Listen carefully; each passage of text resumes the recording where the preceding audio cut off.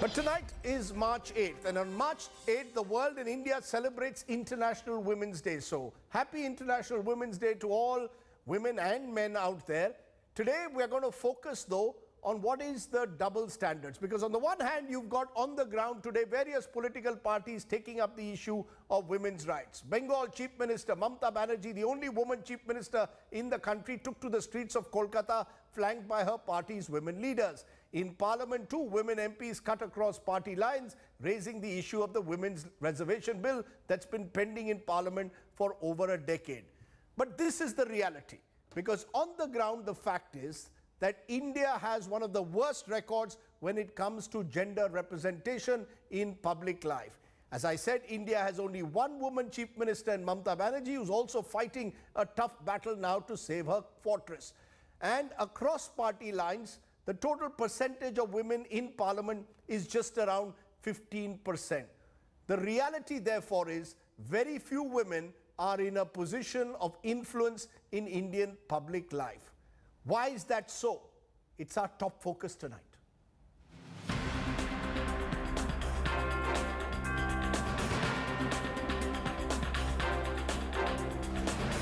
In a country of 66 crore women, 48% of the population, India has one woman chief minister and 5 women union ministers.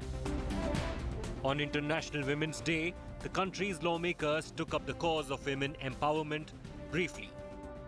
Cutting across party lines, speakers in Rajya Sabha once again raised Women's Reservation Bill, pending for 11 years now. हमने 24 साल पहले ये शुरुआत की थी parliament से कि हम 33% रिजर्वेशन लाएंगे महिलाओं के लिए। मैं मानती हूँ 24 साल के बाद हमें ये जो आंकड़ा है 50% कर देना चाहिए। Many audits have shown that not more than 6% of women have got a role of leadership. We can make a beginning, sir, by bringing the legislation on the 33% reservation for women in Lok Sabha and Rajya Sabha. According to the Inter-Parliamentary Union report, India stands at 142nd position out of 189 countries in the list of world rankings for women MPs. Number of women in Lok Sabha is 78, constituting 14.5% of the current 537 members. The strength of women in Rajya Sabha is 27, constituting 11.3% of the total 238 members. India ranks a poor 134 with mere 12.5% of women in ministerial positions. There are only 2 women cabinet ministers out of 24 and 3 ministers of state at the centre. The All India services, security forces and the judiciary also present a disappointing picture.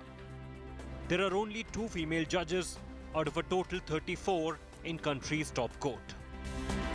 The centre claims the NDA has done a lot for women's empowerment, while the Congress holds the BJP accountable for lack of women at decision-making levels. It is the Modi government that has shifted the narrative from women's development to women-led development, an indication to our country at large they have capacity to lead and transform the life of millions. And if you really believe in women empowerment, Mr. Modi, then bring out the Women's Reservation Bill. It's been 7 years you've been in government and not a word on this legislation. Even neighboring countries like Pakistan and Bangladesh fare much better than India when it comes to women's representation in the parliament. But Modi government, despite having a mammoth majority in the Lok Sabha, is still waiting to build consensus over Women's Reservation Bill. With camera person Nasir Khan, this is Anand Patel in New Delhi for India Today. Let's raise some big questions right at the very top. Why are there no women or so few women in leadership positions in the country? Is reservations therefore the only way to ensure greater women participation? Are our netas simply giving lip service to women's empowerment? Just some of the questions we'll raise. Priyanka Chaturvedi, the Shiv Sena MP, is with us. Shashi Tharoor is someone I spoke to earlier of the Congress party. I'm also joined by Khushbu Sundar, BJP leader. Dr. Shama Mohammed, spokesperson Congress, joins me. And Tara Krishnaswamy, co-founder Shakti, is with us. So thank you all very much for joining me here on the news today. I'm going to throw numbers at all of you. And I want you all to respond to these numbers. First to the BJP, since it's the country's largest party, and to you, Khushbu Sundar. The BJP has 1,616 MPs and MLAs. This is the number, and I'll put it up on the screen. Women MPs and MLAs constitute just 150 of them. So that's just 9.3%. Explain that to us. In a country with almost 50% women population, you have just 9.3% women MPs. That's the truth. Why? Thank you, Rajdeep, for throwing this question, and to my all fellow co-panelists, a very happy Women's Day to all of you beautiful women out there. Now, when you ask me this question, I think we need to look into it that at least we have 9%. I'm sure, and I completely agree, it's not a figure that we should be proud of. With the women representing, we're saying that it's Shakti, we're talking about Nari, we're talking about Mata, Bharat Mata, and all that. We definitely should not be proud of the numbers, but I'm saying there is a beginning. There is a beginning with 9%, and we promise to improve on this. 9%, ma'am. One minute. I'm waiting for my producer. I'm waiting for my producer to put that number up again. No, ma'am. Let me put that number. Women MPs and MLAs, BJP has 150 out of 1,616, 9.3%. Are you telling me that's sufficient? For God's sake, that's not. What does it say? No, I said it's not something we should be proud of.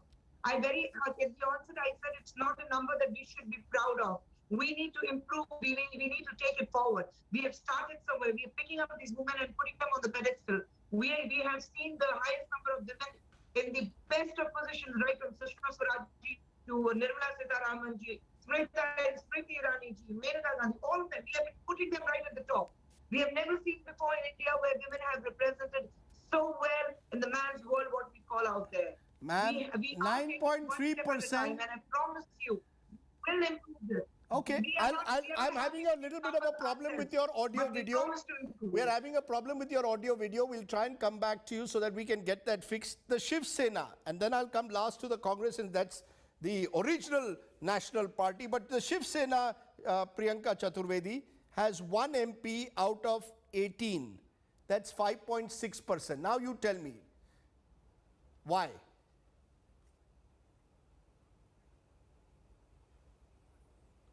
I'll tell you why. If you look at Shiv Sena, it started in the year 1966, and from then onwards, we started from the municipal level, we've moved on to the assembly level, and we are at the national level. Now, wherever the municipal level is concerned, you can look at our numbers, and we can take pride in that more than 50% women elected into these local governments are women leaders. Their participation, besides whatever is mandated, we have given tickets which exceed above 50% as far as local governments are concerned. We are grooming women to take on the mantle at assembly levels. And that is a gradual process that we are very well aware of, and we do understand that we need to increase the participation of women. And I must say one more thing, that as far as women's participation is concerned, it has not come from both the national parties, unfortunately. It has come from regional parties, whether it's the TMC, whether it's the BJD. And now, as far as Shiv Sena is concerned, we are also in the process of including more and more women. No, ma'am, in the process is all very well. Why not? No, ma'am. Kind enough to play it on your show. Today is a day for women leaders to be honest with themselves. Yes, the fact is that the Shiv Sena is a very patriarchal, male-dominated party. Even the symbols used are very male-dominated. And for years, therefore, women felt reluctant to even join the Shiv Sena or were kept out of all decision-making processes. I don't. No, listen, a political party, firstly the symbol, where you said the symbol is very male-dominated. How is a symbol male-dominated? We haven't seen women archers in the country, is it? I'm very surprised that you reduced the bow and arrow only to men. It's not a male domain, it's a female domain too. So reducing the symbol to that is unfortunate, as firstly. Now, secondly, with regards to empowering women. 70 years ago, when we made a tryst with the Constitution, the Constituent Assembly spoke about how when women are getting equal rights, voting rights, everything, we are going to make it an equal platform for all. Unfortunately, that's not happened. Instead of looking at Shiv Sena and pointing a finger at Shiv Sena, which is trying in all its earnestness to bring more women leadership at the forefront, I happen to be one of them, and grooming more leaders to take the mantle. Shouldn't it become the responsibility of those political parties which speak about 33% reservation, which speak about 50% reservation, etc., to lead the way? What is happening? Why are we allowing them to go scot-free? And it is not about us versus them. Let's understand one thing. Gender issue, gender equality is to rise above politics, above political parties, and make a point, a collective voice for having more representation.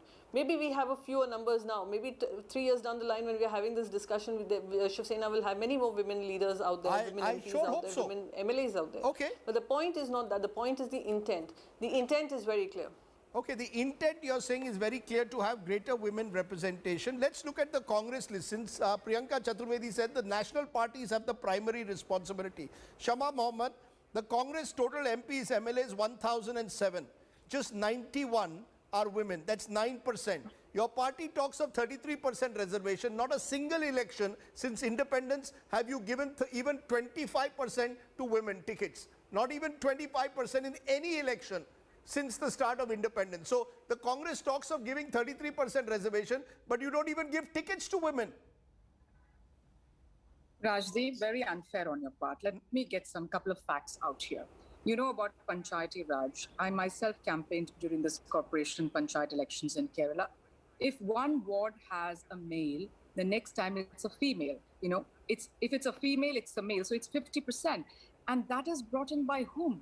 By Mr. Rajiv Gandhi. He was very clear that he wanted women to be there in politics at grassroots level, at the top level. So that happened. Then after that, we have seen the first woman, I mean, of course, I don't need to talk about the first woman prime minister, but the first woman I salute the fact that we have, I salute the fact that we have more women in local government, ma'am. That's a positive. But I am asking you about assemblies and parliament. Rajdeep, I'm coming to it, my dear Rajdeep. You should have something called patience to listen to me. So we gave the opportunity for the first woman speaker, Mrs. Meera Kumar, Pratibha Patil, the first president of India, woman president. In our UPA's first cabinet, there were 10 women. And in the second, we had Praneeth Kaur, Agatha Sangma, Ambika Soni, Renuka Chaudhary, Kumari Selja, Jayanti Natarajan, So we had women as ministers. Now, let's not forget, in 2010, UPA, under the guidance of Mrs. Sonia Gandhi, got in the Women's Reservation Bill. We passed it in the parliament, in the Rajya Sabha, even though we had objection from Samajwadi Party and RJD. I remember one person was even removed from the Rajya Sabha that day. After that, it couldn't go to the Lok Sabha because we had issues. We did not have a majority. It lapsed. Again, we tried it. It lapsed. Now, what happened in 2014 is that in the manifesto of the Bharatiya Janata Party, they clearly said that we will bring in 33% reservation. They are in power for 6 years. They have a brute majority in the Lok Sabha.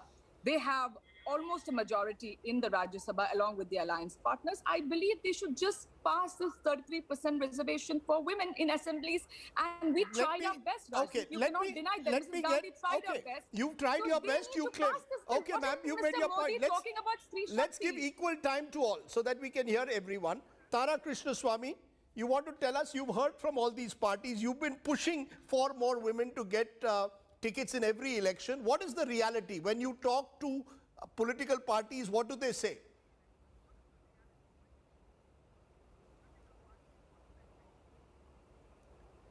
Okay, we are again not getting your audio, ma'am. We seem to have a problem with your audio, unfortunately. Can you hear me? Do you hear me now? Yes, please go ahead. Okay. So happy Women's Day to all the women on the panel, and in particular, happy Women's Day to the female legislators of Bihar. What the Bihar MLAs did today, female MLAs did today, was cut across party lines and use the question hour in assembly to all of them stand up and say that the Women's Reservation Bill must be passed. This is not a one-off incident. They did exactly the same thing last year for Women's Day as well. And if you recall, because the elections happened in between, that was a different set of women MLAs, and this time it's different. So hats off to them for their relentless fight for womankind for this. And this is something that needs to happen. I'm glad MP Priyanka Chaturvedi is here. She raised it in Parliament today, and I know an NCP MP raised it as well. So this is a fight that needs to be fought by citizens. Now, what's the and point women I'm sorry to be cynical. What's the point in raising it year after year like an annual ritual when nothing seems to change? The So fact that's is what it's I'm been getting going on to. for 20 years.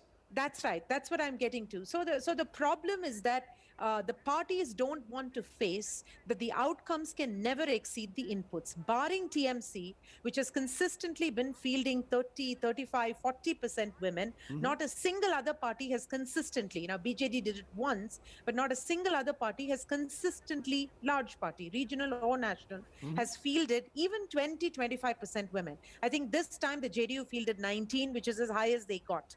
But nobody feels even 25% women. If you don't field even 25% female candidates, you can't possibly have even that many in the assembly, even if all of them win, or the parliament. And that is the reason why over 70 years, we've barely gone from 4% in parliament to 14% in parliament.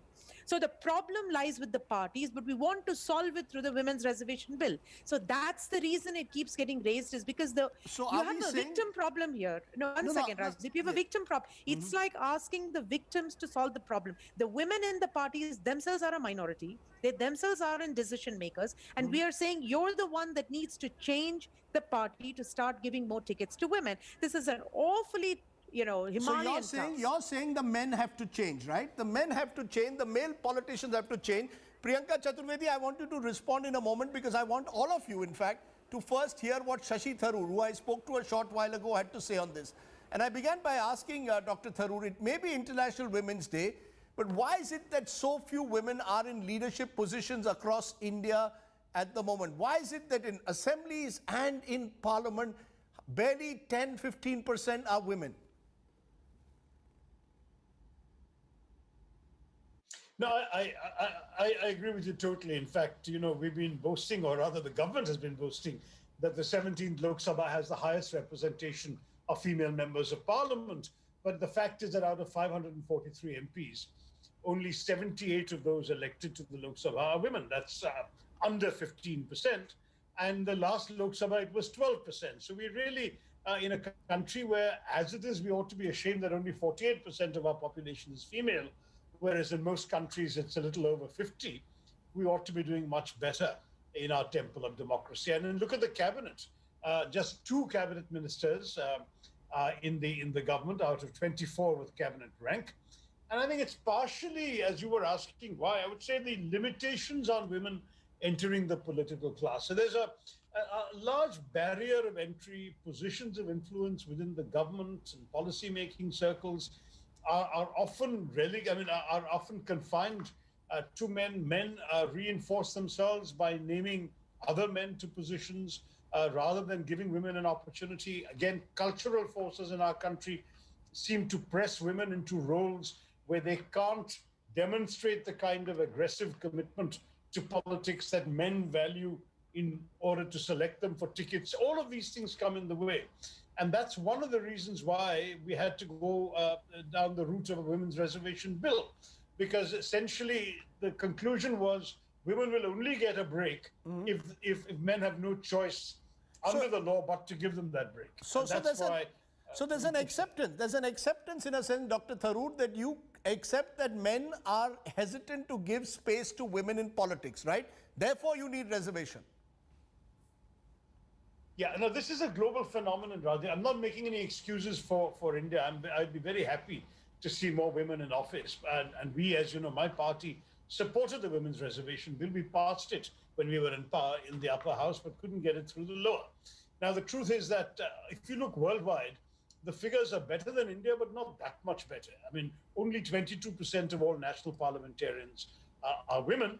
And there are 38 countries in which women account for less than 10% of parliamentarians. So it's not that we are completely atypical.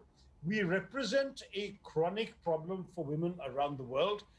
Many would argue the similar problem exists in the corporate world.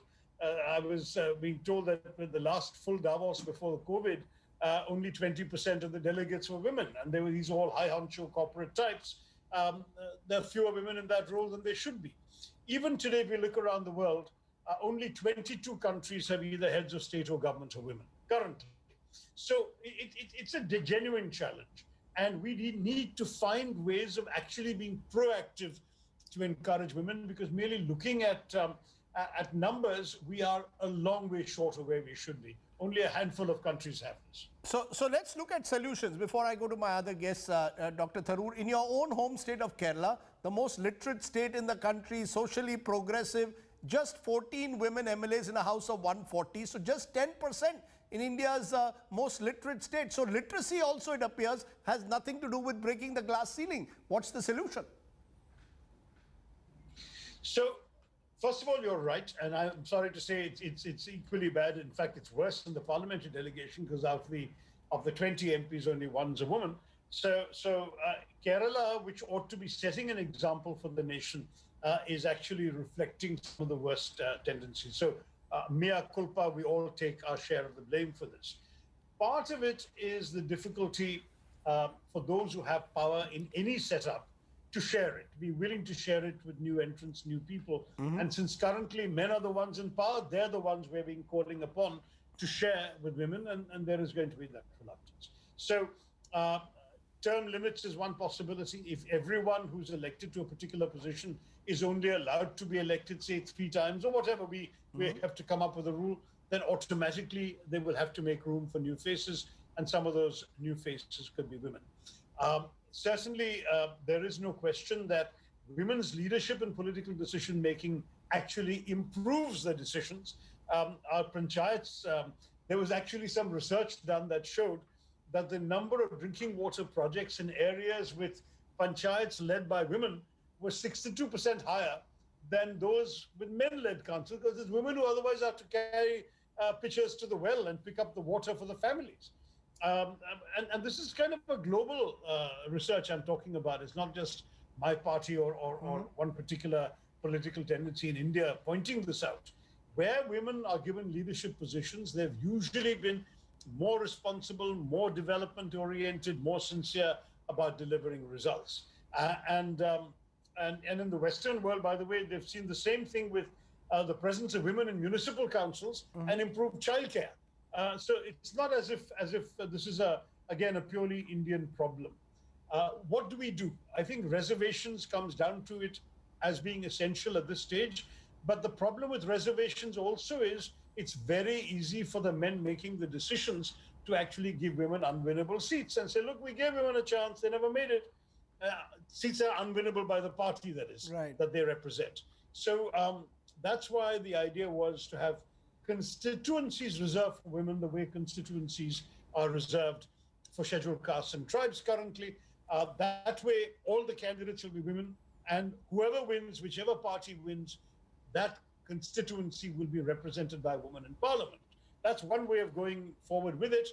Of course, you'll need to rotate the constituencies, say after 2 terms, a new set of constituencies gets reserved for women, but that could be a way forward. Let me ask you therefore in conclusion, are you ready one day for your Thiruvananthapuram constituency to be reserved for a woman? Would that make you happy? I'll be very, very happy to make way for a deserving woman candidate, very happily. Okay. So we heard from Dr. Tharoor admitting that men are the problem and that reservations are the only way out. Why don't you respond to that first, Khushbu Sundar? Because your party is the party in power.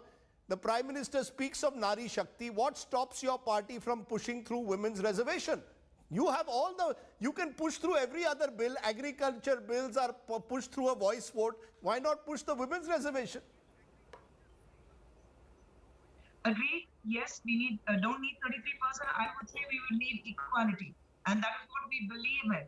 Why is it that every time a position to a woman should be given through a reservation? Why can't the men rise above the problems and say that women rightly deserve it and they don't need to fight for a reservation to get what they rightly deserve? No, those are all fine words. I asked you a straight question. What stops Prime Minister Modi to push through women's reservation? Yes, we will. We will. I promise you, we will push through that. We're not looking at 33% alone. We are looking at bettering the numbers. We are looking at bettering the numbers, not at 33%.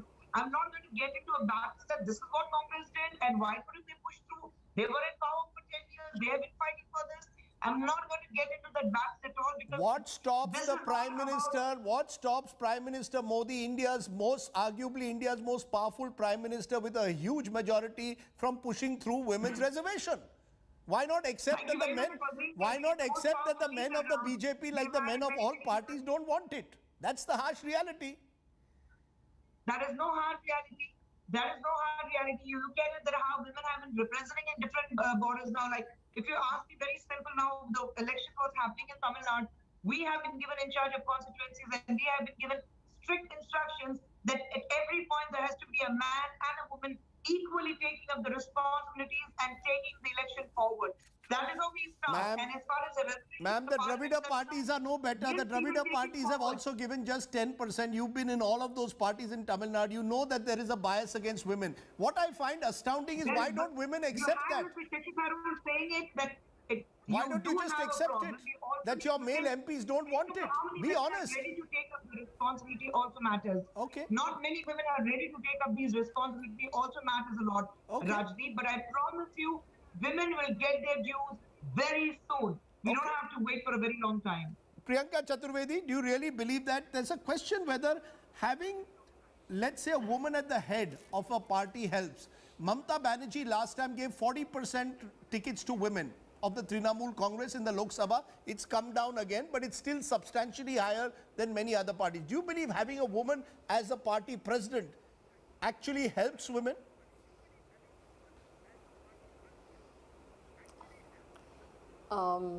Firstly, with regards to Khushbu, I know Khushbu for a fact that she has always kept the gender equality above her politics. And whichever party she might have been a part of, she has always spoken up in one voice, strong, feisty voice for women and women's equality as far as representation is concerned. So I don't have any doubts in my mind that she will fight for it within her political system as well, wherever she is. With regards to the other part about women in leadership roles, pull up other women, there are many other political parties that also come to mind which have not done that. I commend Srimati Mamata Banerjee for making other women also rise up to the same platform that she began from. And that in itself speaks about her confidence in her own leadership and confidence in her own space. And that is what matters. When women start speaking up for women, when women also pull up other women, that is when you will make the way for more representation. That when we, we jump to blame the men, which I... Of course, they've kept the women out of, they've created barricades for women. But however, women also would need to come out strongly, speak in a collective voice, speak above their politics, to make this about their gender. And gender is way above their political ideas and what politics that they do on a regular basis. So I think if we once have a collective voice, we'd be able to raise that more emphatically. And I would hope that many people say that why do you even need a reservation? I would hope that it comes intrinsically from every political party, that they make this, either they mandate it initially and then they make it as part of their system, that they have to have women in positions of power, decision-making bodies, and ensuring that they also get elected as well as get tickets, which are not from losing constituencies, but from constituencies where they can back their women candidates just as strongly as they back their men. It's interesting. I want to ask you this, Priyanka Chaturvedi. Isn't one of the reasons why you left the Congress is because you actually were the victim, in a way, of the kind of male dominance that takes place at the local level, and you raised your voice. So in a sense, when you raise your voice, is it heard, or do you believe that there is a male club out there which will never actually allow women entry beyond a point? I want an honest answer. So, I'll give you a very honest answer. When I spoke up, and I won't call myself a victim, I'm a victor, because I stood up for what I believed in.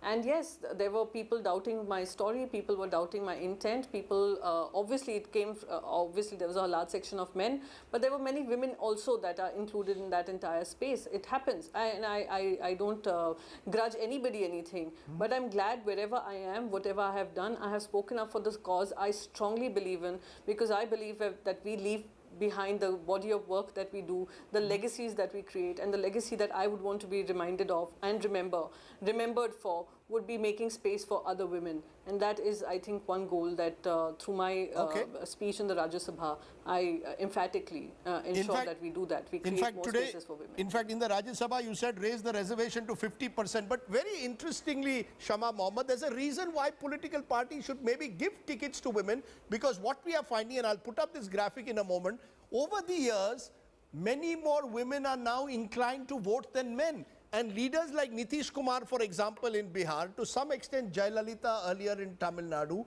have benefited from this increased women vote. There is reason to believe that this is a winning card. Why is it that political parties don't want to push for a woman vote bank still, Shama Mohammed, especially the Congress party? Rajdeep, I explained to you, again, I'm going to, Khushbu, I just want to correct her. For 10 years, when we were in power, we tried to pass it, but we did not have the majority in the Lok Sabha. If we had it, right now, we would have 33% reservation. You have it, please do it. Please ask the Prime Minister. A request to pass this bill immediately. Now, what you see, Rajdeep, is on our part, even last time for the Kerala election, a woman, there were two women for the Lok Sabha, like Shashi Tharoor mentioned. And out of that, one name came from Mr. Rahul Gandhi. He is very insistent, even in this Kerala assembly elections, the upcoming, he was very clear that there has to be 50% women, names of women and youth. So, and that is what the committee also has declared, that there will be 50% women. This is something which I'm also facing. The Congress will give 50% tickets to women and youth in the Kerala elections? Is that what you're claiming? I'm saying both together. It's not just women 50%. Youth and women together is what they have mentioned. That is what they have declared, and that is what we are waiting for in 2 days' time. In the Kerala Assembly elections, it's what's been told. Now, the reason being, Dr. Tharoor is right, Kerala is a state where there are more women to men also when it comes to, and the northern part of Kerala is matriarchal in their systems. But even then, there are very less women out there. And that's why, like Priyanka said, it should be a collective effort from all of us women to fight for this. Now, why should it be what I'm not able to understand is why should it be a women's fight? Because Tara Krishnaswamy, this should be a fight really led by men as much as women. I will put up the private sector numbers. In the private sector, numbers have increased over time because in a way this has been a collective action where men also, along with women, will put up those numbers to show are equally, in a way, have stake in having more women, for example, in corporate boardrooms today. Yes, Rajdeep. So a couple of things. One is that at least with respect to some women leading political parties, Mamta ji obviously, but also with Jayalalitha, the largest percentage of female candidates were fielded time and again at the in elections in which she was contesting, when she was leading the party. And those are the times where the Tamil Nadu Assembly number of women, that graph also surged. Tamil Nadu Assembly has had the maximum number of women during that time. Okay, so that's number one.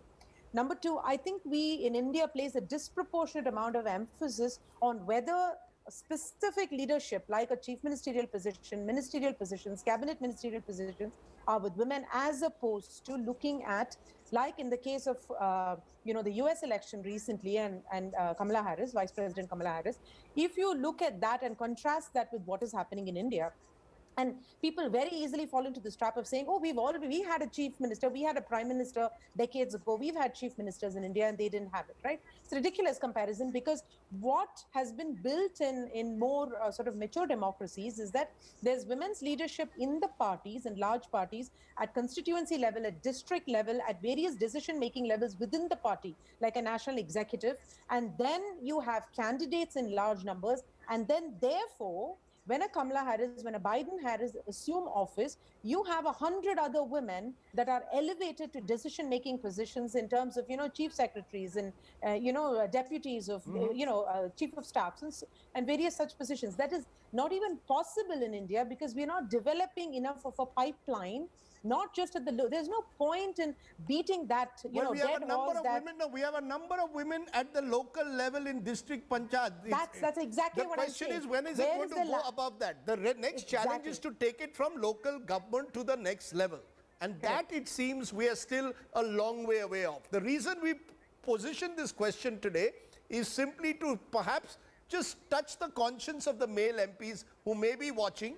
Because let's be honest, unless the men change in this country, nothing's going to change. It's International Women's Day, but really the men need to change and need to change their attitudes, particularly to women in politics. Thank you all. It's always better to have women on a show than men, because women are more articulate speakers usually on television than men are. That's been my experience over the years. So thank you all very much. And once again, happy International Women's Day to all of you. And may your tribe increase, and may many of you come into Parliament and beyond.